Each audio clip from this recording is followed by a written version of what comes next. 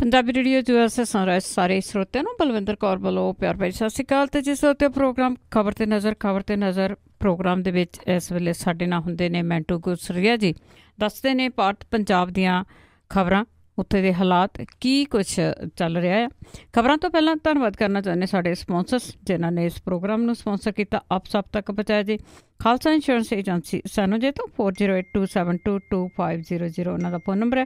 ਕ੍ਰਿਸ਼ਨ ਧਨੋਤਾ ਜੀ ਜੋਬਾ ਸਿਟੀ ਤੋਂ, ਬਚਿੱਤਰ ਸਿੰਘ ਜੀ ਚਾਲ ਫਰੈਜ਼ਨੋ ਤੋਂ, ਮਹਿੰਦਰ ਸਿੰਘ, ਮਨਜੀਤ ਕੌਰ ਤੱਖੜ ਮੋਡੈਸਟੋ, ਜਸਪਾਲ ਸਿੰਘ ਜੀ ਸੈਕਰਾਮੈਂਟੋ, ਪ੍ਰੀਤਮ ਸਿੰਘ ਜੀ ਅਟਲਲਿਕ ਤੋਂ, ਜੱਸੀ ਗਿੱਲ ਤੇ ਤਲਵਿੰਦਰ ਸਿੰਘ ਜੀ ਬੇਕਰਸਫੀਲਡ ਤੋਂ, ਪ੍ਰਿੰਸੀਪਲ ਅਵਤਾਰ ਸਿੰਘ ਜੀ ਪੰਨੂ ਬੇਕਰਸਫੀਲਡ ਤੋਂ, ਸਟੋਨ ਸਰਕਲ ਵਾਲੇ ਸੀਨੀਅਰਸ ਬੇਕਰਸਫੀਲਡ ਤੋਂ ਬਹੁਤ ਬਹੁਤ ਸਭ ਦਾ ਧੰਨਵਾਦ ਕਰਦੇ ਹਾਂ। ਪ੍ਰੋਗਰਾਮ ਨੂੰ ਸਪੋਂਸਰ ਕੀਤਾ, ਸਭ ਤੱਕ ਪਹੁੰਚਾਇਆ ਜੀ। ਸਾਡੇ ਨਾਲ ਜੁੜ ਚੁੱਕੇ ਨੇ ਮਿੰਟੂ ਗੁਰਸਰੀਆ ਜੀ। ਸਤਿ ਸ਼੍ਰੀ ਅਕਾਲ, ਸਵਾਗਤ ਹੈ ਜੀ।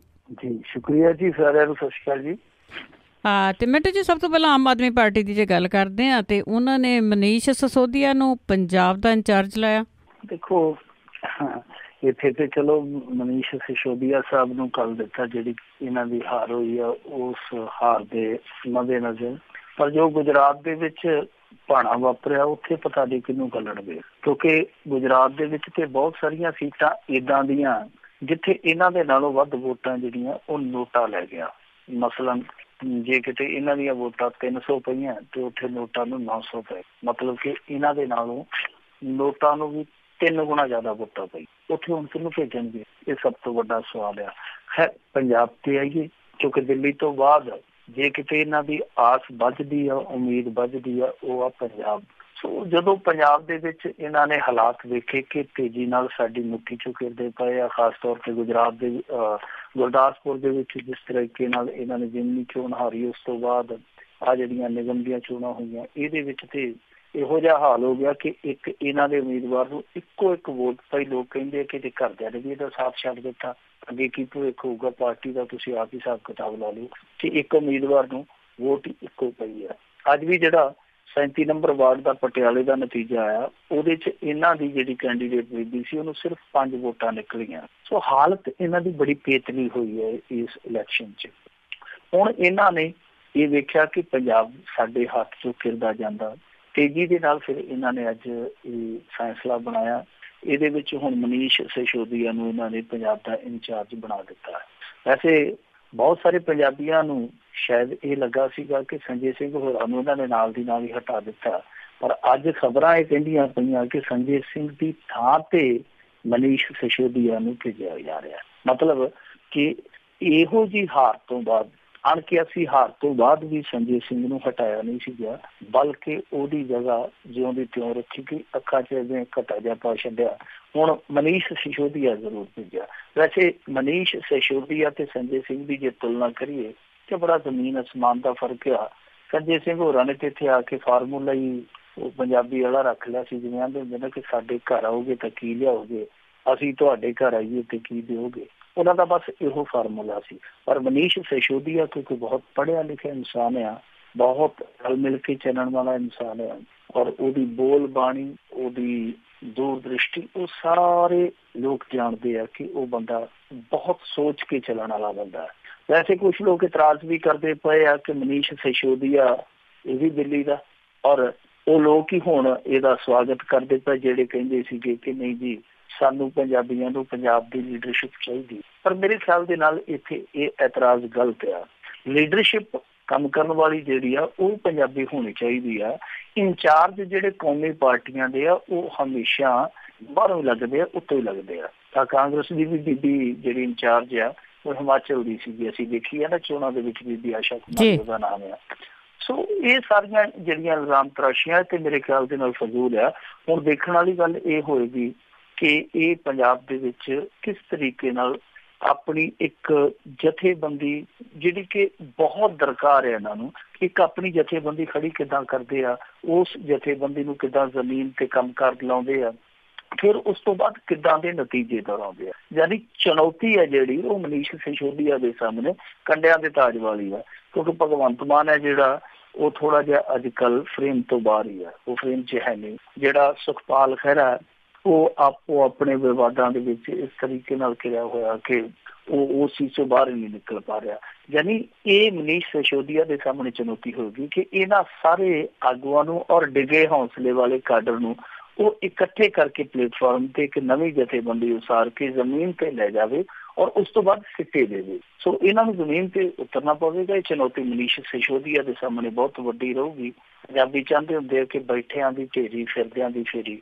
ਸੋ ਜੇ ਬੈਠੇ ਰਹੇ ਤੇ ਮਨੀਸ਼ ਸਿਸੋਦੀਆ ਵੀ ਆ ਕੇ ਉਹਨਾਂ ਦੇ ਵਿੱਚ ਬਹਿ ਗਿਆ, ਉੱਥੇ ਗੱਪਾਂ ਛੱਪਾਂ ਮਾਰ ਲਈਆਂ, ਚਾਹ ਦੇ ਨਾਲ ਸਮੋਸੇ ਹੋ ਗਏ, ਤੇ ਫਿਰ ਚਲੋ ਬਸ ਕੱਲਾ ਚਿੰਤਨ ਹੀ ਹੋਇਆ, ਐਕਸ਼ਨ ਕੋਈ ਨਾ ਹੋਇਆ, ਫਿਰ ਇਹਨਾਂ ਦੀ ਬੈਠਿਆਂ ਦੀ ਢੇਰੀ ਬਣ ਜਾਣੀ ਆ। ਤੇ ਜੇ ਇਹ ਰਲ ਮਿਲ ਕੇ ਹਮਲਾ ਮਾਰ ਕੇ ਥੱਲੇ ਚਲੇ ਗਏ, ਜ਼ਮੀਨ ਤੇ ਜਾ ਕੇ ਕੰਮ ਕਰਕੇ ਵਿਖਾ ਗਏ ਲੋਕਾਂ ਨੂੰ, ਤਾਂ ਹੋ ਸਕਦਾ ਆਉਣ ਵਾਲੇ ਦਿਨਾਂ 'ਚ ਇਹ ਉਹੀ ਲੈ ਫੇਰ ਫੜ ਲੈਣ ਜਿਸ ਲੈ ਨੇ ਬਹੁਤੇ ਲੋਕਾਂ ਦੇ ਮੱਥੇ ਤੇ ਪਸੀਨੇ ਲੈ ਛੱਡੇ ਸਨ। ਜੀ ਬਿਲਕੁਲ, ਕਿਉਂਕਿ ਲੋਕੀ ਤਨੋਂ ਮਨੋਂ ਇਹਨਾਂ ਦੇ ਨਾਲ ਤੁਰ ਪਏ ਸੀਗੇ। ਤੇ ਅੱਗੇ ਆਪਾਂ ਦਿਆਲ ਸਿੰਘ ਮਜੀਠੀਆ ਕਾਲਜ ਦੇ ਨਾਂ ਦੀ ਗੱਲ ਕਰੀਏ ਤਾਂ ਕਹਿੰਦੇ ਨਹੀਂ ਬਦਲੇਗਾ। ਦੇਖੋ ਜਿਹੜਾ ਹੈਗਾ ਨਾ ਕਾਲਜ ਦਾ ਮਸਲਾ, ਇਹ ਬਹੁਤ ਜ਼ਿਆਦਾ ਇਸ ਕਰਕੇ ਉਛਲਿਆ ਸੀਗਾ ਕਿਉਂਕਿ ਪੰਜਾਬੀ ਜਿਹੜੇ ਇੱਕ ਮੁੱਠ ਇਸ ਚੀਜ਼ ਦਾ ਵਿਰੋਧ ਕਰਦੇ ਪਏ ਸਨ ਕਿ ਦਿਆਲ ਸਿੰਘ ਮਜੀਠੀਆ ਦੀ ਜਿਹੜੀ ਲੈਗਸੀ ਹੈ, ਉਹ ਵਿਰਾਸਤ ਜਿਹੜੀ ਆ ਖਤਮ ਨਹੀਂ ਹੋਣੀ ਚਾਹੀਦੀ। ਕਿਉਂਕਿ ਦਿੱਲੀ ਯੂਨੀਵਰਸਿਟੀ ਦੇ ਅਧੀਨ ਚੱਲਦਾ ਇਹ ਕਾਲਜ ਜਿਹੜਾ ਸ਼ਾਮ ਦੇ ਟਾਈਮ ਚੱਲਦਾ ਸੀਗਾ, ਇਹਦਾ ਨਾਂ ਬਦਲ ਕੇ ਵੰਦੇ ਮਾਤਰਮ ਵਿਦਿਆਲਿਆ ਰੱਖਿਆ ਗਿਆ ਸੀ। ਉਸ ਤੋਂ ਬਾਅਦ ਇਹ ਰੌਲਾ ਪੈ ਗਿਆ ਕਿ ਇਹ ਇਸ ਤਰ੍ਹਾਂ ਦਾ ਨਾਂ ਕਿਉਂ ਰੱਖਿਆ ਜਾ ਰਿਹਾ। ਫਿਰ ਹੁਣ ਜਦੋਂ ਅੱਜ ਰਾਜ ਸਭਾ ਦੇ ਵਿੱਚ ਅਕਾਲੀ ਰਾਜ ਸਭਾ ਦੇ ਜਿਹੜੇ ਮੈਂਬਰ ਪਾਰਲੀਮੈਂਟ ਆ, ਮਿਸਟਰ ਨਰੇਸ਼ ਗੁਜਰਾਲ, ਸਾਬਕਾ ਪ੍ਰਧਾਨ ਮੰਤਰੀ ਇੰਦਰ ਕੁਮਾਰ ਗੁਜਰਾਲ ਦੇ ਬੇਟੇ, ਉਹਨਾਂ ਨੇ ਮੁੱਦਾ ਚੁੱਕਿਆ। ਉਹ ਕਹਿੰਦੇ ਆ ਕਿ ਦੇਖੋ, ਜਿਸ ਬੰਦੇ ਨੇ ਆਪਣੀ ਤਾਂ ਉਮਰ ਸਭ ਜ਼ਿੰਦਗੀ ਆਪਣੀ ਦੌਲਤ ਜਿਹੜੀ ਆ ਉਹ ਸਮਾਜ ਨੂੰ ਸਮਰਪਿਤ ਕਰ ਦਿੱਤੀ, ਦੇਸ਼ ਨੂੰ ਸਮਰਪਿਤ ਕਰ ਦਿੱਤੀ, ਤਾਂ ਉਸ ਬੰਦੇ ਦੀ ਵਿਰਾਸਤ ਖਤਮ ਕਰਨੀ ਇੱਕ ਚੰਗੀ ਬਿਰਤ ਨਹੀਂ ਹੈ। ਫਿਰ ਉਹਨਾਂ ਦੇ ਨਾਲ ਕਿਹਾ ਕਿ ਦੇਖੋ, ਜੇ ਵੰਦੇ ਮਾਤਰਮ ਦੇ ਨਾਲ ਭਗਤੀ ਦਾ, ਦੇਸ਼ ਭਗਤੀ ਦਾ, ਰਾਸ਼ਟਰ ਭਗਤੀ ਦਾ ਪ੍ਰਸਾਰ ਹੁੰਦਾ ਹੈ, ਸੰਚਾਰ ਹੁੰਦਾ, ਅਸੀਂ ਇਸ ਗੱਲ ਨਾਲ ਸਹਿਮਤ ਹਾਂ ਕਿ ਠੀਕ ਹੈ, ਸੰਚਾਰ ਹੁੰਦਾ, ਪ੍ਰਸਾਰ ਹੁੰਦਾ, ਤਾਂ ਤੁਸੀਂ ਭਾਵੇਂ ਸਾਰੇ ਦੇਸ਼ ਦੇ ਵਿੱਚ ਵੰਦੇ ਮਾਤਰਮ ਦੇ ਨਾਂ ਤੇ ਯੂਨੀਵਰਸਿਟੀਆਂ ਬਣਾ ਲਓ, ਸਾਨੂੰ ਕਿਸੇ ਨੂੰ ਕੋਈ ਇਤਰਾਜ਼ ਨਹੀਂ ਹੈ। ਪਰ ਸਾਡੀ ਇਹ ਜਿਹੜੀ ਦਿਆਲ ਸਿੰਘ ਮਜੀਠੀਆ ਦੀ ਵਿਰਾਸਤ ਹੈ, ਇਸ ਨੂੰ ਖਤਮ ਨਾ ਕਰੋ। ਤਾਂ ਇਸ ਤੇ ਫਿਰ ਕਿਉਂਕਿ ਰਾਜ ਸਭਾ ਦੇ ਵਿੱਚ ਜਿਹੜੇ ਸਭਾਪਤੀ ਹੁੰਦੇ ਆ ਉਹ ਹੁੰਦੇ ਉਪ ਰਾਸ਼ਟਰਪਤੀ, ਤਾਂ ਜਿਹੜੇ ਐਮ ਵੈਂਕਈਆ ਨਾਇਡੂ ਸੀਗੇ, ਉਹਨਾਂ ਨੇ ਫਿਰ ਜਿਹੜਾ HRD ਮਿਨਿਸਟਰ ਹੈ ਉੱਥੇ ਪ੍ਰਕਾਸ਼ ਜਾਵੜੇਕਰ, ਉਹਦੇ ਤੋਂ ਜਵਾਬ ਮੰਗਿਆ ਸੀ। ਤਾਂ ਪ੍ਰਕਾਸ਼ ਜਾਵੜੇਕਰ ਨੇ ਉੱਥੇ ਸਦਨ ਦੇ ਵਿੱਚ ਖੜ ਕੇ ਗੱਲ ਆਖੀ ਆ। ਉਹ ਕਹਿੰਦੇ ਆ ਕਿ ਦੇਖੋ, ਇਹ ਸਾਡੀ ਮਿਨਿਸਟਰੀ ਦੀ ਜਾਂ ਸਰਕਾਰ ਦੀ ਕੋਈ ਤਜਵੀਜ਼ ਨਹੀਂ, ਇਹ ਲੋਕਲ ਕਮੇਟੀ ਨੇ ਆਪਣੇ ਪੱਧਰ ਤੇ ਕੰਮ ਕੀਤਾ ਤੇ ਅਸੀਂ ਉਹਨਾਂ ਨੂੰ ਇਹ ਸਾਫ਼ ਕਰ ਦਿੱਤਾ ਕਿ ਇਹੋ ਜਿਹਾ ਕੰਮ ਨਹੀਂ ਚੱਲੇਗਾ, ਇਹੋ ਜਿਹਾ ਵਿਵਾਦ ਅਸੀਂ ਨਹੀਂ ਹੋਣ ਦਿਆਂਗੇ, ਇਹੋ ਜਿਹਾ ਨਾਂ ਬਦਲੀ ਵਾਲਾ ਕੰਮ ਹੈ ਜਿਹੜਾ ਅਸੀਂ ਕਦੇ ਵੀ ਬਰਦਾਸ਼ਤ ਨਹੀਂ ਕਰਾਂਗੇ। ਸੋ ਉਹਨਾਂ ਨੇ ਸਾਫ਼ ਕਰ ਦਿੱਤਾ ਕਿ ਇਹ ਮੁੱਦਾ ਬਹਰਹਾਲ ਖਤਮ ਸਮਝਿਆ ਜਾਵੇ। ਪਰ ਇਹਨੂੰ ਆਪਾਂ ਪੰਜਾਬੀਆਂ ਦੀ ਜਿੱਤ ਦੇ ਤੌਰ ਤੇ ਦੇਖ ਸਕਦੇ ਹਾਂ, ਔਰ ਇਹ ਸਕੂਨ ਵਾਲੀ ਗੱਲ ਇਸ ਕਰਕੇ ਵੀ ਸਾਡੇ ਲਈ ਹੋ ਸਕਦੀ ਹੈ ਕਿਉਂਕਿ ਇੱਥੇ ਆ ਕੇ ਪੰਜਾਬੀਆਂ ਨੇ ਇੱਕ ਪਲੇਟਫਾਰਮ ਤੇ ਵਿਰੋਧ ਕੀਤਾ। ਉੱਥੇ ਅਕਾਲੀ ਵੀ ਸਨ, ਆਮ ਆਦਮੀ ਪਾਰਟੀ ਵਾਲੇ ਵੀ ਸਨ, ਕਾਂਗਰਸੀ ਵੀ ਸਨ, ਖੱਬੇ ਪੱਖੀ ਵੀ ਥੋੜੇ ਜਿਹੇ ਸੀਗੇ, ਵੈਸੇ ਥੋੜੇ ਜਿਹੇ ਖਾਮੋਸ਼ ਵੀ ਰਹੇ ਇਸ ਮੁੱਦੇ ਤੇ। ਸੋ ਸਾਰਿਆਂ ਨੇ ਆ ਕੇ ਇਸ ਮੁੱਦੇ ਤੇ ਵਿਰੋਧ ਕੀਤਾ ਕਿ ਨਹੀਂ ਭਾਈ, ਸਾਡੀ ਜਿਹੜੀ ਪੰਜਾਬੀਆਂ ਦੀ ਵਿਰਾਸਤ ਆ, ਇਸ ਵਿਰਾਸਤ ਦੇ ਨਾਲ ਅਸੀਂ ਛੇੜਛਾੜ ਬਰਦਾਸ਼ਤ ਨਹੀਂ ਕਰਾਂਗੇ। ਸੋ ਮੇਰੇ ਖਿਆਲ ਦੇ ਨਾਲ ਇਹ ਇੱਕ ਸ਼ੁਭ ਸੰਕੇਤ ਸੀਗਾ ਕਿ ਇੱਕ ਸਾਂਝੇ ਮੁੱਦੇ ਤੇ ਪੰਜਾਬੀ ਹੈ ਜਿਹੜੇ ਉਹ ਸਾਂਝੇ ਵਿਰੋਧ ਦੇ ਵਿੱਚ ਉਤਰੇ ਆ। ਦੂਜੀ ਚੀਜ਼ ਦੇਖੋ, ਇਹ ਜਿਵੇਂ ਆਂਦੇ ਹੁੰਦੇ ਨਾ ਪੰਜਾਬੀ ਦੇ ਵਿੱਚ ਕਿ ਜ਼ਹਿਮਤ ਜਾਂਦੀ ਦਾਰੂਆਂ, ਆਦਤ ਸਿਰਾਂ ਦੇ ਨਾਲ। ਆਦਤ ਇਹਨਾਂ ਦੀ ਜਾਂਦੀ ਨਹੀਂ, ਆਦਤ ਇਹੋ ਜਿਹੇ ਚੁਚਲੇ ਡਾਉਣ ਦੀ ਇਹਨਾਂ ਦੀ ਹੈਗੀ ਆ। ਅੱਜ ਦਿਆਲ ਸਿੰਘ ਮਜੀਠੀਆ ਵਾਲਾ ਐਪੀਸੋਡ ਖਤਮ ਹੋਇਆ ਤੇ ਇਹਨਾਂ ਨੇ ਅੱਜ ਇੱਕ ਨਵਾਂ ਐਪੀਸੋਡ ਸ਼ੁਰੂ ਕਰ ਲਿਆ। ਵੈਸੇ ਇਹਨਾਂ ਦੇ ਡੇਲੀ ਸੋਪ ਵਾਂਗੂ ਐਪੀਸੋਡ ਚੱਲਦੇ ਰਹਿੰਦੇ, ਜਿਵੇਂ ਨੌ ਸੱਸ ਦੇ ਸੀਰੀਅਲ 'ਚ ਚੱਲਦੇ ਰਹਿੰਦੇ ਆ। ਅੱਜ ਇਹਨਾਂ ਨੇ ਵਿਰਾਟ ਕੋਹਲੀ ਨੂੰ ਫੜ ਲਿਆ। ਇਹਨਾਂ ਦਾ ਭਾਰਤੀ ਜਨਤਾ ਪਾਰਟੀ ਦਾ ਇੱਕ ਵਿਧਾਇਕ ਹੈ ਪੰਨਾ ਲਾਲ ਸਾਕਿਆ, ਉਹ ਕਹਿੰਦਾ ਜੀ ਕਿ ਦੇਖੋ, ਇਹ ਰਾਮ ਦੀ ਧਰਤੀ, ਇੱਥੇ ਰਾਮ ਦਾ ਵਿਆਹ ਹੋਇਆ, ਕ੍ਰਿਸ਼ਨ ਦਾ ਵਿਆਹ ਇੱਥੇ ਹੋਇਆ, ਤੇ ਇਹ ਜਿਹੜਾ ਵਿਰਾਟ ਕੋਹਲੀ ਆ ਇਹਨੂੰ ਕੀ ਝੱਲ ਕੁੱਦਿਆ, ਇਹਨੇ ਜਾ ਕੇ ਇਟਲੀ 'ਚ ਵਿਆਹ ਕਰਵਾਇਆ, ਪੈਸਾ ਅਸੀਂ ਕਮਾਇਆ, ਇਹਨੂੰ ਦਿੱਤਾ, ਸ਼ੌਹਰਤ ਅਸੀਂ ਇਹਨੂੰ ਦਿੱਤੀ, ਤੇ ਵਿਆਹ ਇਹਨੇ ਜਾ ਕੇ ਇੱਥੇ ਕਰਾਇਆ, ਸਾਨੂੰ ਇਹਦੀ ਰਾਸ਼ਟਰ ਭਗਤੀ ਤੇ ਸ਼ੱਕ ਆ। ਯਾਨੀ ਰਾਸ਼ਟਰ ਭਗਤੀ ਦੀ ਭੰਗ ਜਿਹੜੀ ਆ ਉਹ ਇਸ ਕਦਰ ਲੋਕਾਂ ਦੇ ਸਿਰਾਂ ਨੂੰ ਇੱਥੇ ਚੜੀ ਪਈ ਆ ਕਿ ਉਹਨਾਂ ਨੂੰ ਇਹ ਵੀ ਨਹੀਂ ਪਤਾ ਲੱਗਦਾ ਕਿ ਵਿਆਹ ਕਿਸੇ ਦਾ ਨਿੱਜੀ ਮਸਲਾ, ਕੋਈ ਜ਼ਮੀਨ ਦੇ ਥੱਲੇ ਜਾ ਕੇ ਕਰਾਵੇ, ਕੋਈ ਸਮੁੰਦਰ 'ਚ ਵੜ ਕੇ ਕਰਾਵੇ, ਕੋਈ ਅਸਮਾਨ 'ਚ ਕਰਾਵੇ, ਕੋਈ ਬਾਹਰ ਕਰਾਵੇ, ਉਹਨੂੰ ਤੁਸੀਂ ਰੋਕ ਨਹੀਂ ਸਕਦੇ। ਤਾਂ ਵਿਆਹਾਂ ਨੂੰ ਵੀ ਦੇਸ਼ ਭਗਤੀ ਨਾਲ ਜੋੜੀ ਜਾਂਦੇ ਆ। ਕੱਲ ਨੂੰ ਹੋ ਸਕਦਾ ਕਿ ਸੰਸਕਾਰਾਂ ਨੂੰ ਵੀ ਜੋੜ ਦੇਣ ਕਿ ਸੰਸਕਾਰ ਜਿਹੜੀ ਅੰਤਮ ਰਸਮ ਕਿਰਿਆ ਉਹ ਵੀ ਤੁਸੀਂ ਦੇਸ਼ ਭਗਤੀ ਦੇ ਮੁਤਾਬਿਕ ਨਹੀਂ ਕਰ ਪਾ ਰਹੇ। ਸੋ ਇਹਨਾਂ ਦਾ ਕੰਮ ਇਹੋ ਜਿਹਾ ਹੀ ਆ। ਪਰ ਇਹ ਜਿਹੜੇ ਨਾਂ ਆ ਇਹਨਾਂ ਬਾਰੇ ਸਿਰਫ ਇੰਨਾ ਹੀ ਕਹਾਂਗੇ ਕਿ ਦਰਖਤੇ ਨੀਮ ਹੋ ਮੇਰੇ ਨਾਮ ਸੇ ਘਬਰਾਹਟ ਤੋਂ ਹੋਗੀ, ਸ਼ਾਮ ਠੰਡੀ ਹੀ ਦੂੰਗਾ ਬੇਸ਼ੱਕ ਪੱਤੋਂ में कड़वाहट तो होगी। सो ਇਹ ਨਿੰਮ ਦੇ ਦਰਖਤ ਨੇ ਜਿਹੜੇ ਮਜੀਠੀਆ ਸਾਹਿਬ ਵਰਗੇ ਨਾ ਆ। ਇਹਨਾਂ ਦੇ ਪੱਤੇ ਤੁਸੀਂ ਬੇਸ਼ੱਕ ਨਾ ਖਾਓ ਜੇ ਤੁਹਾਨੂੰ ਕੌੜੇ ਲੱਗਦੇ ਆ, ਤਾਂ ਰੱਬ ਦਾ ਵਾਸਤਾ ਇਹਨਾਂ ਰੁੱਖਾਂ ਨੂੰ ਤੁਸੀਂ ਵੱਢੋ ਨਾ, ਕਿਉਂਕਿ ਇਹਦੇ ਥੱਲੇ ਬਹੁਤ ਚਿਰੋਕੇ ਭਵਿੱਖ ਜਿਹੜੇ ਆ ਉਹ ਆ ਕੇ ਛਾਂ ਮਾਣਦੇ ਰਹੇ ਆ, ਔਰ ਆਉਣ ਵਾਲੀਆਂ ਪੀੜ੍ਹੀਆਂ ਜਿਹੜੀਆਂ ਉਹ ਵੀ ਇਹਨਾਂ ਦੇ ਥੱਲੇ ਠੰਡੀ ਛਾਂ ਮਾਣਦੀਆਂ ਰਹਿਣਗੀਆਂ। ਸੋ ਇਹ ਦਰਖਤ ਨਹੀਂ ਪੁੱਟਣੇ ਚਾਹੀਦੇ। ਜੇ ਤੁਹਾਨੂੰ ਕੜੱਤਣ ਲੱਗਦੀ ਇਹਨਾਂ ਦੇ ਪੱਤਿਆਂ ਤੋਂ, ਤੁਸੀਂ ਦਾਤਨ ਨਾ ਕਰੋ, ਤੁਸੀਂ ਪੱਤੇ ਨਾ ਖਾਓ, ਤੁਹਾਨੂੰ ਕੋਈ ਮਜਬੂਰ ਨਹੀਂ ਕਰਦਾ ਕਿ ਤੁਸੀਂ ਇਸ ਰੁੱਖ ਦੇ ਥੱਲੇ ਆ ਕੇ ਇੱਦਾਂ ਦੀ ਜਾ ਕੇ ਦਾਤਨ ਗੁਰਲੀ ਕਰੋ। ਸੋ ਇਹਨਾਂ ਨੂੰ ਦੂਰ ਰਹਿਣਾ ਚਾਹੀਦਾ, ਪਰ ਇਸ ਰੁੱਖ ਨੂੰ ਇੱਦਾਂ ਦਾ ਇੱਦਾਂ ਹੀ ਛਾਂ ਵੰਡਦਾ ਰੱਖਣਾ ਚਾਹੀਦਾ ਜੀ। ਤੇ ਅੱਗੇ ਆਪਾਂ ਕੇਂਦਰ ਸਰਕਾਰ ਦੀ ਗੱਲ ਕੀਤੀ ਹੈ ਤੇ ਉਹਨਾਂ ਨੇ ਸਾਫ਼ ਕੀਤਾ ਕਿ ਸਿੱਕੇ ਬੰਦ ਨਹੀਂ ਹੋਏ। ਦੇਖੋ, ਇੱਥੇ ਸਿੱਕਿਆਂ ਦਾ ਵੀ ਮਸਲਾ ਜਿਹੜਾ ਉਹ ਬੜਾ ਉਲਝਿਆ ਪਿਆ ਸੀਗਾ, ਕਿਉਂਕਿ ਤੁਹਾਨੂੰ ਯਾਦ ਹੋਣਾ ਨੋਟਬੰਦੀ ਤੋਂ ਤੁਰੰਤ ਬਾਅਦ ਜਦੋਂ ਨੋਟ ਬਦਲੀ ਹੋਈ ਆ, ਮਸਲਨ 1000 ਵਾਲਾ ਨੋਟ ਬੰਦ ਹੋ ਗਿਆ, 500 ਵਾਲਾ ਨਵਾਂ ਆ ਗਿਆ, 2000 ਵਾਲਾ ਨਵਾਂ ਹੋ ਗਿਆ, ਤਾਂ ਜਿਹੜੀ ਕਰੰਸੀ ਬਹੁਤ ਲੇਟ ਪਹੁੰਚੀ ਦੂਰ ਦਰਾਜ ਦੇ ਇਲਾਕਿਆਂ 'ਚ, ਉੱਥੇ ਸਿੱਕਿਆਂ ਨੇ ਬਹੁਤ ਕਾਢ ਕੱਢੀ।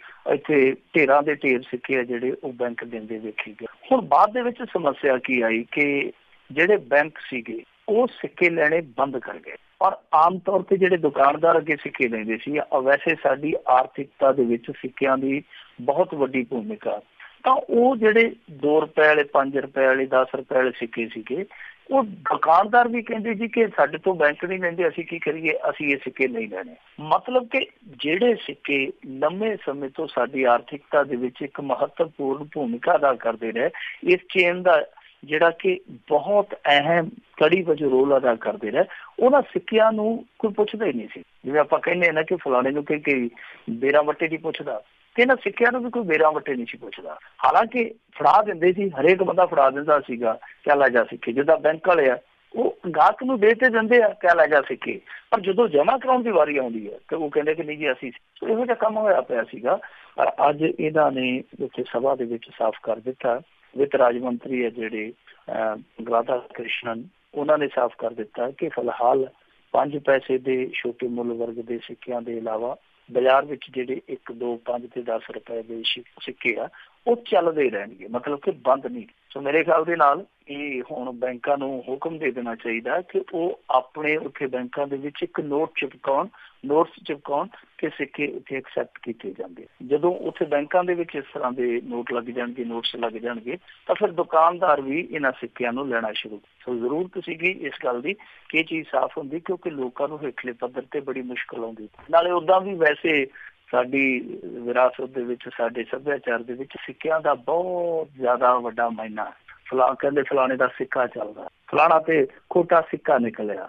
ਸੋ ਜੇ ਸਿੱਕੇ ਬੰਦ ਹੋ ਗਏ ਤੇ ਮੇਰੇ ਖਿਆਲ ਦੇ ਨਾਲ ਫਿਰ ਉਹ ਜਿਵੇਂ ਸ਼ਾਇਰੀ ਦੇ ਵਿੱਚ ਕਹਿੰਦੇ ਹੁੰਦੇ ਸੀਗੇ ਨਾ, ਚਲੋ ਸਿੱਕਾ ਉਛਾਲ ਕੇ ਕਰ ਲੈਤੇ ਹੈ ਫੈਸਲਾ, ਅੱਜ ਚੇਤਾ ਆਏ ਤਾਂ ਤੁਮ ਮੇਰੇ ਔਰ ਪਟ ਆਏ ਤਾਂ ਹਮ ਤੇਰੇ। ਜੇ ਸਿੱਕੇ ਬੰਦ ਹੋ ਗਏ ਤੇ ਸ਼ਾਇਦ ਇਹੋ ਜਿਹੀ ਸ਼ਾਇਰੀ ਵੀ ਬੰਦ ਹੋ ਜੂ, ਇਹੋ ਜਿਹੇ ਜਿਹੜੇ ਮੁਹਾਵਰੇ ਖੋਟੇ ਸਿੱਕੇ ਵਰਗੇ ਇਹ ਵੀ ਬੰਦ ਹੋ ਜਾਣ। ਬਿਲਕੁਲ ਜੀ। ਤੇ ਅੱਗੇ ਆਪਾਂ ਗੱਲ ਕਰਦੇ ਹਾਂ ਧਰਮ ਤਬਦੀਲੀ ਦੀ, ਤੇ ਪਾਕਿਸਤਾਨ ਵਿੱਚ ਸਿੱਖਾਂ ਦੀ ਧਰਮ ਤਬਦੀਲੀ ਦਾ ਮਾਮਲਾ ਭਖਿਆ।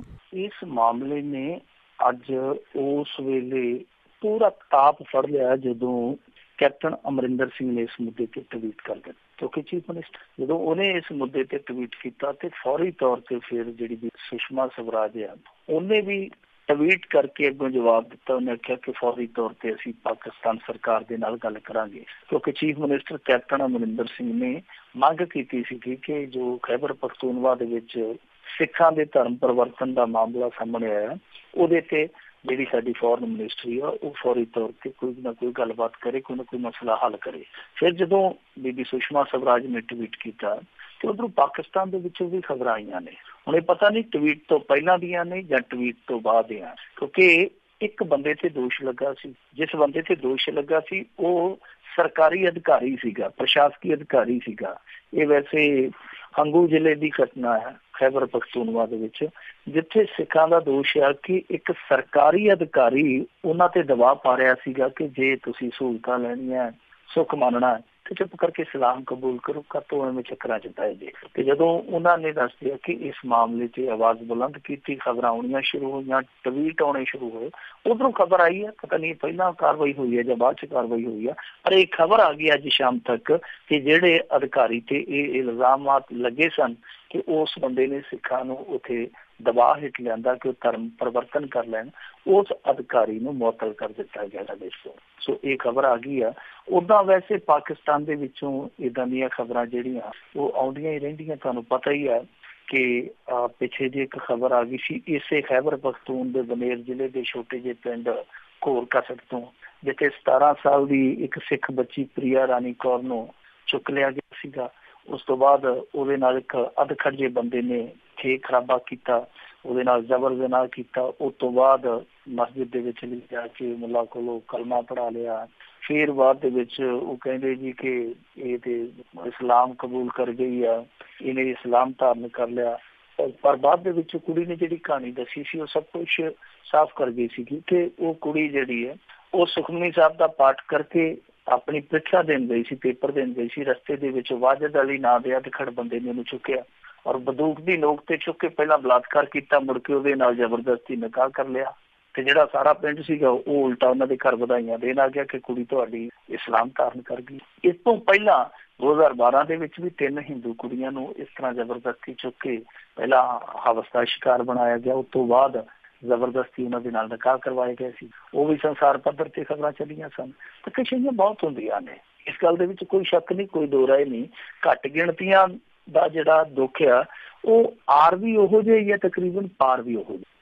ਕਦੇ ਉਧਰੋਂ ਖਬਰਾਂ ਆ ਜਾਂਦੀਆਂ, ਕਦੇ ਉਧਰੋਂ ਖਬਰਾਂ ਆ ਜਾਂਦੀਆਂ। ਸੋ ਘੱਟ ਗਿਣਤੀਆਂ ਲਈ ਦੋਵੇਂ ਪਾਸਿਆਂ ਤੋਂ ਖਬਰਾਂ ਇਸ ਤਰ੍ਹਾਂ ਦੀਆਂ ਆਉਂਦੀਆਂ ਰਹਿੰਦੀਆਂ। ਪਰ ਪਾਕਿਸਤਾਨ ਦੇ ਵਿੱਚੋਂ ਕੁਛ ਇਸ ਤਰ੍ਹਾਂ ਦੀਆਂ ਜ਼ਿਆਦਾ ਆ ਰਹੀਆਂ ਜਿੱਥੇ ਧਰਮ ਪਰਿਵਰਤਨ ਦਾ ਮਾਮਲਾ ਹੈ। ਵੈਸੇ ਧਰਮ ਪਰਿਵਰਤਨ ਦੇ ਇਲਜ਼ਾਮਾਤ ਜਿਹੜੇ ਆ ਉਹ ਇੱਧਰ ਵੀ ਲੱਗਦੇ ਰਹਿੰਦੇ, ਇੱਕ ਦੂਜੇ ਤੇ ਲੋਕ ਲਾਉਂਦੇ ਰਹਿੰਦੇ ਆ। ਉਹ ਕਹਿੰਦਾ ਕਿ ਸਾਡੇ ਧਰਮ ਦੇ ਵਿੱਚ ਇਹ ਇੰਟਰਫੇਰੈਂਸ ਕਰਦੇ ਆ, ਦੂਜਾ ਕਹਿੰਦਾ ਕਿ ਨਹੀਂ ਜੀ ਇਹ ਸਾਡੇ ਧਰਮ ਨੂੰ ਖਾ ਜਾਣਾ ਚਾਹੁੰਦੇ। ਸੋ ਇਹ ਜਿਹੜੀਆਂ ਚੀਜ਼ਾਂ ਨੇ ਇਹ ਤੇ ਇੱਕ ਪਾਸਾ ਹੈ। ਦੂਸਰਾ ਪਾਸਾ ਉੱਥੇ ਪਾਕਿਸਤਾਨ ਦੇ ਵਿੱਚ ਹੋਰ ਵੀ ਆ। ਜਿਹੜੇ ਉੱਥੋਂ ਦੇ ਹਿੰਦੂ ਦਲਿਤ ਆ ਉਹ ਕਹਿੰਦੇ ਆ ਕਿ ਸਾਨੂੰ ਮੁਸਲਮਾਨਾਂ ਤੋਂ ਘੱਟ ਖਤਰਾ, ਸਾਨੂੰ ਇੱਥੋਂ ਦੇ ਬ੍ਰਾਹਮਣਾਂ ਤੋਂ ਜ਼ਿਆਦਾ ਖਤਰਾ ਹੈ।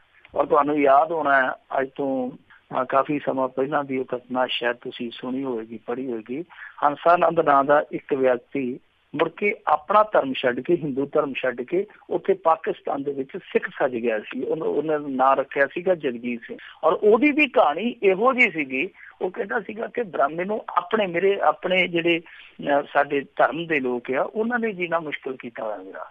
ਸੋ ਮੇਰੇ ਬੱਚੇ ਕੱਲ ਨੂੰ ਸਰਦਾਰ ਅਖਵਾਉਣ, ਮੈਂ ਇਸ ਕਰਕੇ ਆਪ ਇਸ ਦਲਦਲ ਚੋਂ, ਇਸ ਗਲਤਾਨ ਚੋਂ ਨਿਕਲ ਕੇ ਮੈਂ ਸਿੱਖ ਬਣ ਗਿਆ। ਉਹਨੇ ਆਪਣਾ ਨਾਮ ਜਗਜੀਤ ਸਿੰਘ, ਔਰ ਉਹਨੇ ਦੋਸ਼ ਲਾਇਆ ਸੀਗਾ ਉੱਥੋਂ ਦੇ ਲੋਕਲ ਬ੍ਰਾਹਮਣਾਂ ਤੇ ਕਿ ਇਹ ਸਾਨੂੰ ਬਹੁਤ ਜ਼ਿਆਦਾ ਤੰਗ ਕਰਦੇ, ਬਹੁਤ ਜ਼ਿਆਦਾ ਪੀੜ। ਸੋ ਸਮੱਸਿਆ ਫਿਰ ਪਹੁੰਚੋ ਕਿ ਉੱਥੇ ਆ ਜਾਂਦੀ ਹੈ ਕਿ ਇੱਕ ਧਰਮ ਦੂਜੇ ਧਰਮ ਨੂੰ ਖਾ ਜਾਣਾ ਚਾਹੁੰਦਾ, ਇੱਕ ਧਰਮ ਦੂਜੇ ਨੂੰ ਛੋਟਾ ਵਿਖਾ ਦੇਣਾ ਚਾਹੁੰਦਾ। ਸੋ ਇਹ ਲੜਾਈ ਹੈ ਜਿਹੜੀ ਧਰਮਾਂ ਦੀ, ਉਹਦੇ ਵਿੱਚੋਂ ਹੀ ਇਸ ਤਰ੍ਹਾਂ ਦੀਆਂ ਕਹਾਣੀਆਂ ਨਿਕਲਦੀਆਂ। ਪਰ ਹੋਣਾ ਨਹੀਂ ਚਾਹੀਦਾ।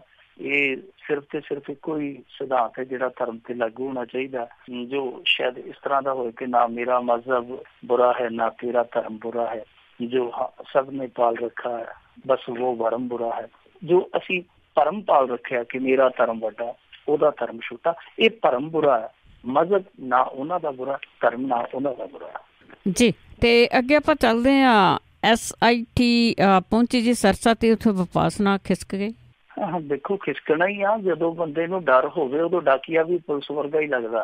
ਉਦੋਂ ਤੇ ਬੰਦਾ ਡਾਕੀਏ ਨੂੰ ਵੇਖ ਕੇ ਬਾਣੋ ਬਣੀ ਹੋ ਜਾਂਦਾ ਕਿ ਲੈ ਪੁਲਿਸ ਆ ਗਈ। ਤੇ ਵਿਪਾਸਨਾ ਤੇ ਕਾਫੀ ਕੁਛ ਭਾਰਾ ਪਿਆ ਫਿਰਦਾ।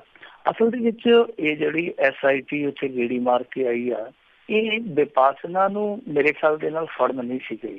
ਪਰ ਫਿਰ ਵੀ ਜਿਹੜਾ ਬੰਦਾ ਕਿਤੇ ਫਸਿਆ ਹੋਵੇ, ਜਿਹੜੇ ਬੰਦੇ ਨੂੰ ਉਮੀਦ ਹੋਵੇ ਕਿ ਮੇਰੇ ਤੇ ਇਸ ਤਰ੍ਹਾਂ ਦਾ ਸ਼ਿਕੰਜਾ ਕੱਸਿਆ ਜਾ ਸਕਦਾ, ਉਹ ਫਿਰ ਕਾਹਨੂੰ ਵਸਾ ਕਰਦਾ ਹੈ। SIT ਡੇਰੇ 'ਚ ਗਈ ਹੈ ਔਰ ਡੇਰੇ 'ਚ SIT ਜਾਣ ਤੋਂ ਪਹਿਲਾਂ ਹੀ ਵਿਪਾਸਨਾ ਨੂੰ ਪਤਾ ਲੱਗ ਗਿਆ। ਉਹ ਬੀਬੀ ਉੱਥੋਂ ਮਟਰ ਪਨੀਰ ਛੱਡ ਕੇ ਤੇ ਪਤਲੀ ਗਲੀ ਹੋ ਕੇ ਨਿਕਲ ਗਈ। ਹਾਲਾਂਕਿ ਜਿਹੜੀ ਵਾਈਸ ਚੇਅਰਪਰਸਨ ਬੀਬੀ ਸ਼ਾਇਦ ਉਹ ਉੱਥੇ ਮੌਜੂਦ ਸੀਗੀ। ਪਰ ਵਿਪਾਸਨਾ ਇਸ ਕਰਕੇ ਪਾਸੇ ਹੋ ਗਈ ਕਿਉਂਕਿ ਤੁਹਾਨੂੰ ਯਾਦ ਹੋਣਾ ਹਨੀਪ੍ਰੀਤ ਨੇ ਵੀ ਪੁੱਛਗਿੱਛ ਦੇ ਵਿੱਚ ਵਿਪਾਸਨਾ ਵੱਲ ਉਂਗਲ ਕੀਤੀ ਸੀ। ਉਸ ਤੋਂ ਬਾਅਦ ਜਿਹੜੇ ਬੰਦੇ ਅਰੈਸਟ ਹੋਏ ਆ ਉਹਨਾਂ ਨੇ ਵੀ ਵਿਪਾਸਨਾ ਦਾ ਨਾਮ ਲਿਆ ਵਾ।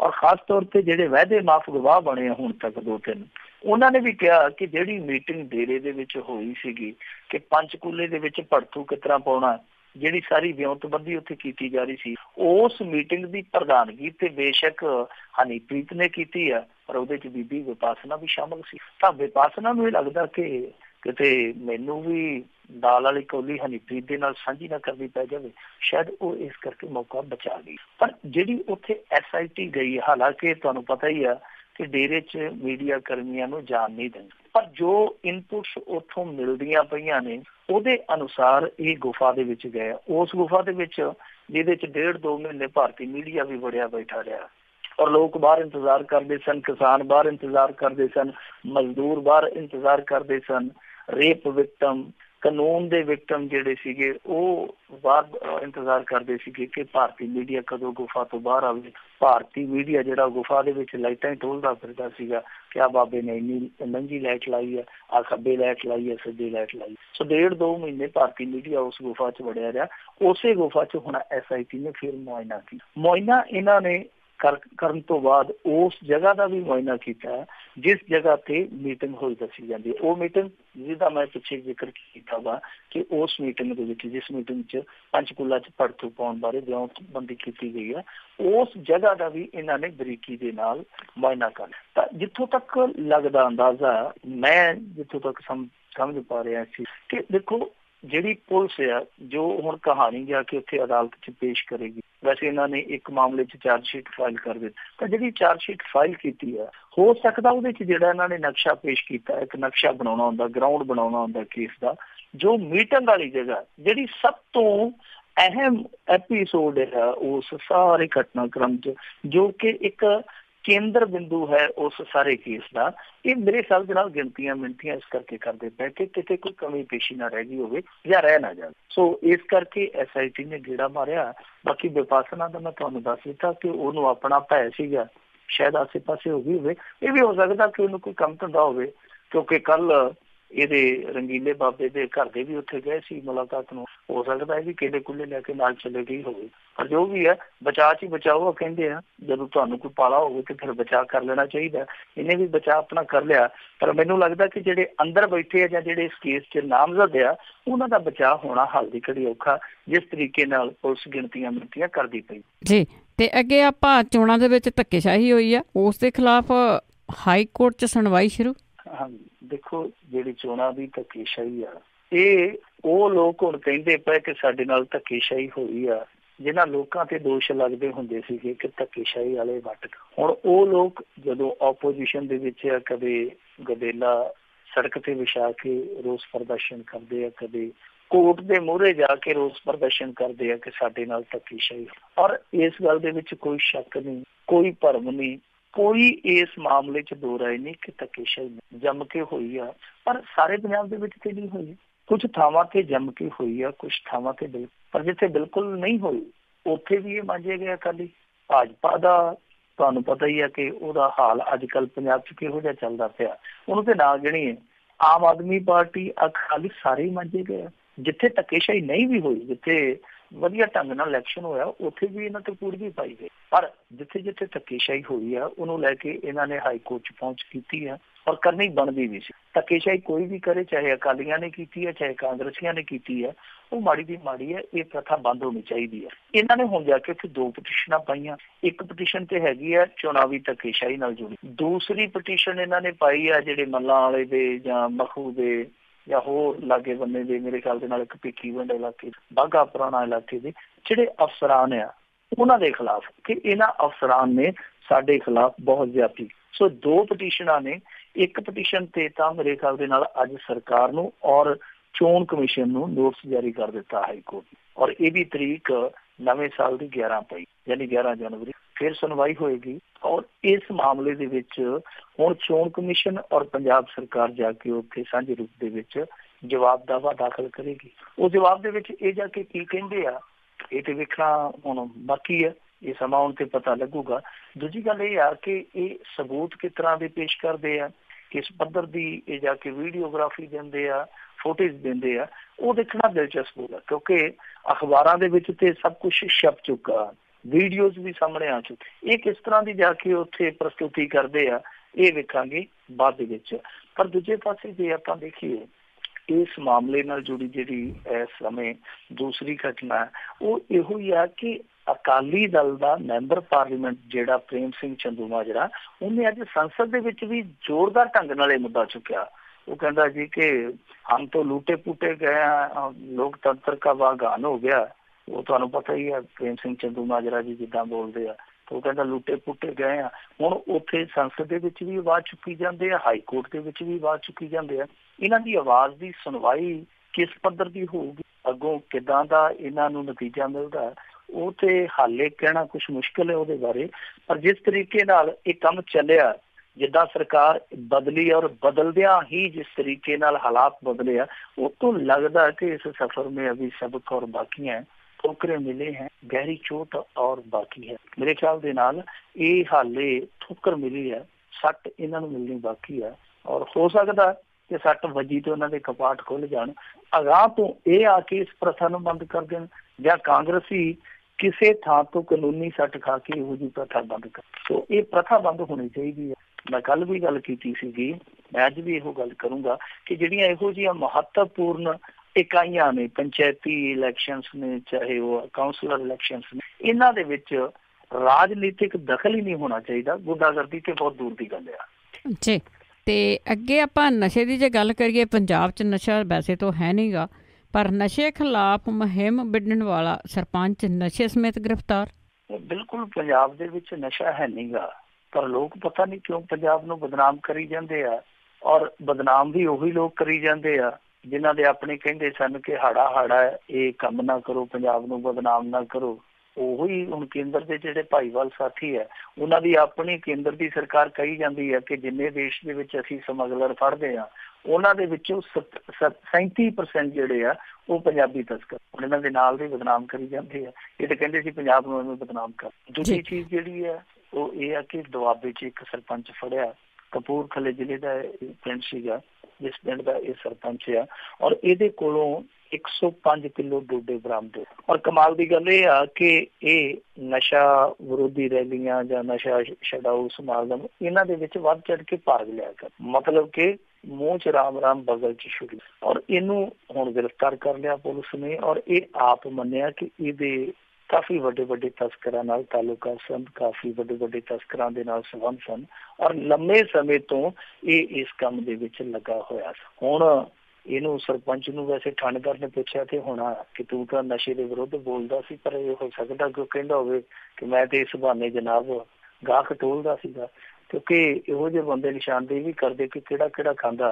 ਤੇ ਜਿਹੜੇ ਬੰਦੇ ਇਸ ਤਰ੍ਹਾਂ ਦੇ ਪੰਚ ਸਰਪੰਚ ਹੋਇਆ ਉਹ ਤੇ ਨਸ਼ਾ ਛਡਾਊ ਕੇਂਦਰਾਂ ਤੱਕ ਵੀ ਪਹੁੰਚ ਜਾਂਦੇ, ਕਿਉਂਕਿ ਉਹਨਾਂ ਦੀ ਪਹੁੰਚ ਹੁੰਦੀ ਹੈ। ਉਹ ਤੇ ਉੱਥੇ ਵੀ ਦੁੱਖ ਤਕਲੀਫ ਨਹੀਂ ਆਉਣ ਦਿੰਦੇ, ਜੇਲ੍ਹਾਂ ਤੱਕ ਵੀ ਪਹੁੰਚਾ ਦਿੰਦੇ ਕਿਉਂਕਿ ਪਹੁੰਚ ਹੁੰਦੀ। ਔਰ ਜਿਹੜੇ ਪਿੰਡ ਦੇ ਇਹੋ ਜਿਹੇ ਸਰਪੰਚ ਹੋਣਗੇ ਉਹ ਪਿੰਡ ਤੇ ਮੇਰੇ ਖਿਆਲ ਦੇ ਨਾਲ ਤਰ ਗਏ ਹੋਣੇ। ਜਿੰਨੇ ਵੀ ਪੰਜਾਬ ਦੇ ਇਹੋ ਜਿਹੇ ਪਿੰਡ ਆ, ਭਾਗਾਂ ਵਾਲੇ ਪਿੰਡ ਆ ਜਿਹੜੇ, ਉਹ ਤੇ ਤਰ ਗਏ ਹੋਣੇ ਹੁਣ ਪਾ ਕੇ। ਵੈਸੇ ਇਹੋ ਜਿਹੇ ਸਰਪੰਚ ਆ ਜਿਹੜੇ ਉਹ ਪੰਜਾਬ ਦੇ ਵਿੱਚ ਇਹ ਇੱਕਾ ਦੁੱਕਾ ਨਹੀਂ ਹੈ। ਇੱਕ ਦਰਬਾਰ ਸਾਹਿਬ ਦੀਆਂ ਪਰਿਕਰਮਾ 'ਚ ਸਰਪੰਚ ਫੜਿਆ ਗਿਆ ਸੀਗਾ ਗੁਰਦਾਸਪੁਰ ਇਲਾਕੇ ਦਾ। ਉਹ ਲਗਜ਼ਰੀ ਗੱਡੀ ਤੇ ਸਵਾਰ ਹੋ ਕੇ ਆਉਂਦਾ ਸੀਗਾ ਤੇ ਪਰਿਕਰਮਾ ਦੇ ਵਿੱਚ ਤਾੜ ਰੱਖਦਾ ਸੀਗਾ ਕਿ ਕਿਹੜਾ NRI ਆਇਆ ਜਿਹਦੇ ਕੋਲ ਮਹਿੰਗਾ ਕੈਮਰਾ, ਮਹਿੰਗਾ ਮੋਬਾਈਲ ਆ। ਤੇ ਜਦੋਂ ਮਾੜਾ ਜਿਹਾ ਕੋਈ ਅਵੇਸਲਾ ਹੋ ਕੇ ਗੁਰੂ ਨਾਲ ਲਿਵ ਲਾਉਂਦਾ ਸੀਗਾ ਤੇ ਉਹ ਦੂਜੇ ਪਾਸੇ ਆਪਣਾ ਕੰਮ ਕਰਕੇ ਨਿਕਲ ਜਾਂਦਾ ਸੀ। ਇੱਕ ਦਿਨ ਫੜਿਆ ਗਿਆ, ਫਿਰ ਥੰਮਲੇ ਨਾਲ ਬੰਨਿਆ ਗਿਆ ਉਸ ਸਰਪੰਚ ਸਾਹਿਬ ਨੂੰ। ਔਰ ਇੱਕ ਸਰਪੰਚ ਇੱਥੇ ਮੋਗੇ ਦੇ ਲਾਗੇ ਫੜਿਆ ਗਿਆ ਸੀਗਾ ਅਕਾਲੀ ਧੜੇ ਦਾ, ਉਹਦੇ ਕੋਲੋਂ ਇੰਨੇ ਮੋਟਰਸਾਈਕਲ ਬਰਾਮਦ ਹੋਏ ਸਨ ਤੇ ਥਾਣੇ ਦੇ ਨਾਲ ਲੱਗਦੀ ਕਨਾਲ ਜਗ੍ਹਾ ਜਿਹੜੀ ਉਹ ਵੀ ਉਧਾਰੀ ਮੰਗ ਕੇ ਲੈਣੀ ਪਈ ਸੀ ਜ਼ਿਮੀਦਾਰ ਕੋਲ ਕਿ ਇੱਥੇ ਲਿਆ ਕੇ ਵਾਹਨ ਖਿਲਾਰਨੇ। ਸੋ ਇਸ ਤਰ੍ਹਾਂ ਦੇ ਸਰਪੰਚ ਜਿਹੜੇ ਆ ਪੰਜਾਬ ਦੇ ਵਿੱਚ ਆਮ ਤੌਰ ਤੇ ਮਿਲ ਜਾਂਦੇ ਆ, ਪਰ ਇਹਨਾਂ ਦਾ ਇਹ ਜਿਹੜਾ ਮਿਲਣਾ ਹੈ ਇਹ ਪੰਜਾਬ ਲਈ ਖਤਰਨਾਕ ਆ। ਹੁਣ ਤੁਸੀਂ ਆਪ ਹੀ ਕਹਿਤਾ ਕਿ ਨਸ਼ਾ ਤੇ ਵੈਸੇ ਖਤਮ ਆ। ਇਹ ਕਮਾਲ ਦੀ ਗੱਲ ਆ ਕਿ ਸਭ ਤੋਂ ਜ਼ਿਆਦਾ ਸਮਗਲਰ ਵੀ ਇੱਥੇ ਫੜੇ ਜਾ ਰਹੇ ਆ, ਸਭ ਤੋਂ ਜ਼ਿਆਦਾ ਕਿਸੇ ਵੀ ਇੱਥੋਂ ਨਿਕਲ ਰਹੇ ਆ, ਔਰ ਕਿਸਿਆਂ ਚੋਂ ਕਿੱਸਾ ਤੇ ਇਹ ਵੀ ਨਿਕਲਦਾ ਪਿਆ ਕਿ ਇਸ ਸਮੇਂ 2-3 ਇਸ ਤਰ੍ਹਾਂ ਦੀਆਂ ਜਗ੍ਹਾ ਸਾਡੇ ਸਾਹਮਣੇ ਆ ਰਹੀਆਂ ਜਿਨ੍ਹਾਂ ਦੇ ਵਿੱਚ 13-13, 14-14 ਸਾਲ ਦੇ ਬੱਚੇ ਆ ਜਿਹੜੇ ਉਹ ਹੈਰੋਇਨ ਦਾ ਜਾ ਕੇ ਇਲਾਜ ਕਰਵਾ ਰਹੇ ਆ। 13-13, 14-14 ਸਾਲ ਦੇ ਬੱਚੇ। ਮੈਂ ਉਹਨਾਂ ਸਟੇਸ਼ਨਾਂ ਦਾ, ਸੈਂਟਰਾਂ ਦਾ ਨਾਂ ਨਹੀਂ ਲੈਣਾ ਚਾਹੁੰਦਾ ਕਿਉਂਕਿ ਬੱਚਿਆਂ ਦੀ ਜ਼ਿੰਦਗੀ ਦਾ ਸਵਾਲ ਆ। ਉਹ ਉਹਨਾਂ ਦੇ ਵਿੱਚ ਜਾ ਕੇ ਟ੍ਰੀਟਮੈਂਟ ਕਰਵਾ ਰਹੇ। ਸੋ ਸਭ ਕੁਛ ਵਾਧੂ ਆ, ਪਰ ਬਾਵਜੂਦ ਇਸ ਦੇ ਹਾਲੇ ਵੀ ਲੀਡਰ ਮੰਨਦੇ ਨਹੀਂ ਕਿ ਪੰਜਾਬ ਦੇ ਵਿੱਚ ਨਸ਼ਾ ਹੈ, ਇਹ ਇਹਨਾਂ ਦੀ ਬੇਸ਼ਰਮੀ ਦੀ ਆਪਾਂ ਦਾਤ ਦੇ ਸਕਦੇ ਜੀ, ਦਾਤ ਦੇਣੀ ਬਣਦੀ ਹੈ। ਤੇ ਜਾਂਦੇ ਜਾਂਦੇ ਖੇਡ ਜਗਤ ਬਾਰੇ ਖੇਡ ਜਗਤ ਬਾਰੇ ਮੋਟੀਆਂ ਖਬਰਾਂ ਇਹੋ ਹੀ ਹੈ ਜੀ ਕਿ ਇੱਕ ਤੇ ਜਿਹੜਾ ਬ੍ਰਾਜ਼ੀਲ ਦਾ ਬੜਾ ਧਾਕੜ ਖਿਡਾਰੀ ਸੀ ਕਾਕਾ, ਉਹਨੇ ਸੰਨਿਆਸ ਲੈ ਲਿਆ। ਵੈਸੇ ਕਾਕਾ ਆਮ ਤੌਰ ਤੇ ਪੰਜਾਬੀਆਂ ਦਾ ਬੜਾ ਪਿਆਰਾ ਨਾਮ ਆ, ਪਰ ਬ੍ਰਾਜ਼ੀਲ ਦੇ ਵਿੱਚ ਵੀ ਇੱਕ ਕਾਕਾ ਹੋਇਆ। ਕਾਕਾ ਨੇ 2001 ਚ ਆਪਣਾ ਕੈਰੀਅਰ ਸ਼ੁਰੂ ਕੀਤਾ ਸੀ। 2002 ਚ ਇਹ ਬ੍ਰਾਜ਼ੀਲ ਦੀ ਨੈਸ਼ਨਲ ਚ ਚੁਣਿਆ ਗਿਆ ਸੀਗਾ ਦੇਸ਼ ਲਈ। ਇਹਨੇ 92 ਮੈਚ ਖੇਡੇ ਆ, 29 ਗੋਲ ਕੀਤੇ ਆ। ਕਾਕਾ ਨੂੰ 2007 ਚ ਫੀਫਾ ਦੇ ਸਰਵੋਤਮ ਖਿਡਾਰੀ ਨਾਲ ਵੀ ਨਵਾਜਿਆ ਗਿਆ। ਬਹੁਤ ਵਧੀਆ ਖਿਡਾਰੀ ਸੀਗਾ, ਪਰ ਹਰੇਕ ਖਿਡਾਰੀ ਦਾ ਸੂਰਜ ਜਿਵੇਂ ਉਹਦੇ ਹੁੰਦਾ ਉਹ ਇੱਕ ਦਿਨ ਅਸਤ ਵੀ ਹੁੰਦਾ। ਏਦਾਂ ਹੀ ਰਾਸ਼ਟਰਮੰਡਲ ਕੁਸ਼ਤੀ ਤੋਂ ਖਬਰ ਹੈ ਕਿ ਭਾਰਤ ਨੇ 30 ਚੋਂ 29 ਸੋਨੇ ਤਗਮੇ, 30 ਚੋਂ 29 ਸੋਨ ਤਗਮੇ ਜਿਹੜੇ ਉਹ ਭਾਰਤ ਵਿੱਚ ਹੋ ਚੁੱਕਾ ਆ ਕੁਸ਼ਤੀ ਚ, ਰਾਸ਼ਟਰਮੰਡਲ ਕੁਸ਼ਤੀ ਟੂਰਨਾਮੈਂਟ ਚ। ਇੱਧਰ ਜਿਹੜਾ ਕ੍ਰਿਕਟ ਦਾ ਬਹੁਤ ਵੱਡਾ ਸਟਾਰ ਹੈ ਰੋਹਿਤ ਸ਼ਰਮਾ, ਉਹ ICC ਦੀ ਦਰਜਾਬੰਦੀ ਚ 5ਵੇਂ ਨੰਬਰ ਤੇ ਪਹੁੰਚ ਗਿਆ। ਇਸ ਦਰਜਾਬੰਦੀ ਚ ਵਿਰਾਟ ਕੋਹਲੀ ਜਿਹੜਾ ਕਿ ਨਵਾਂ ਵਿਆਹਿਆ, ਵਿਰਾਟ ਕੋਹਲੀ ਸਿਖਰ ਤੇ ਆ। ਸੋ ਇਹ ਭਾਰਤ ਦਾ ਦੂਸਰਾ ਖਿਡਾਰੀ ਹੈ ਜਿਹੜਾ ਵਰਲਡ ਦੇ ਚੋਟੀ ਦੇ 5 ਖਿਡਾਰੀਆਂ 'ਚ ਜਾ ਸ਼ਾਮਲ ਹੋਇਆ। ਉਧਰ ਦੂਜੇ ਪਾਸੇ ਬਹੁਤ ਖਬਰ ਜਿਹੜੀ ਖੇਡ ਸੰਸਾਰ ਦੇ ਵਿੱਚ ਦੁੱਖ ਨਾਲ ਪੜ੍ਹੀ ਜਾ ਰਹੀ ਹੈ ਕਿ ਜਿਹੜਾ ਕਿਸੇ ਸਮੇਂ ਦਾ ਸਿਤਾਰਾ ਸੀਗਾ ਮੁੱਕੇਬਾਜ਼ ਕੌਰ ਸਿੰਘ, ਉਹ ਅੱਜ ਕੱਲ੍ਹ ਬਹੁਤ ਜ਼ਿਆਦਾ ਬਿਮਾਰ ਹੈ। ਮਾਲੀ ਹਾਲਤ ਵੀ ਉਹਦੀ ਜਿਹੜੀ ਠੀਕ ਨਹੀਂ ਹੈ। ਉਸ ਮਾਮਲੇ ਦੇ ਵਿੱਚ ਇੱਕ ਤੇ ਸ਼ਾਹਰੁਖ ਖਾਨ ਨੇ ਇਮਦਾਦ ਕੀਤੀ ਹੈ 5 ਲੱਖ ਰੁਪਏ ਦੀ। ਸਰਕਾਰਾਂ ਦੇ ਵੀ ਵੈਸੇ ਐਲਾਨ ਹੋਇਆ, ਪਰ ਅੱਜ ਆਰਮੀ ਨੇ ਵੀ ਸਾਫ਼ ਕੀਤਾ। ਉਹ ਕਹਿੰਦੇ ਆ ਕਿ ਜੀ ਅਸੀਂ ਵੀ ਆਪਣੇ ਵੱਲੋਂ ਕੋਸ਼ਿਸ਼ ਕਰਦੇ ਪਏ ਹਾਂ, ਔਰ ਜਿਹੜੀ ਇਹਨਾਂ ਦੀ ਦਵਾਈ ਦੱਪੇ ਦੀ ਸਾਰੀ ਖਰਚੀ ਹੋ ਰਹੀ ਹੈ ਉਹ ਅਸੀਂ 8000 ਰੁਪਇਆ ਸਿੱਧਾ ਹਸਪਤਾਲ ਦੇ ਵਿੱਚ ਭੇਜ ਰਹੇ ਹਾਂ। ਸੋ ਇਹ ਸਨ ਖੇਡ ਜਗਤ ਦੀਆਂ ਕੁਛ ਚੁਣਿੰਦਾ। ਥੈਂਕ ਯੂ ਜੀ, ਬਹੁਤ ਧੰਨਵਾਦ ਜੀ, ਸ਼ੁਕਰੀਆ। ਤੇ ਜਿਸ ਤਰ੍ਹਾਂ ਤੇ ਇਸ ਸਾਡੇ ਨਾਲ ਜੁੜੇ ਮਿੰਟੂ ਗੁਰਸਰੀਆ ਜੀ। ਹੁਣ ਇਸੇ ਦੇ ਨਾਲ ਅੱਜ ਦਾ ਬੁਲਟਨ ਇੱਥੇ ਸਮਾਪਤ। ਅਗਲੇ ਬੁਲਟਨ ਤੱਕ ਬਲਵਿੰਦਰ ਕੌਰ ਵੱਲੋਂ ਆਪ ਸਭ ਨੂੰ ਹੀ ਪਿਆਰ ਭਰੀ ਸਤਿ ਸ੍ਰੀ ਅਕਾਲ।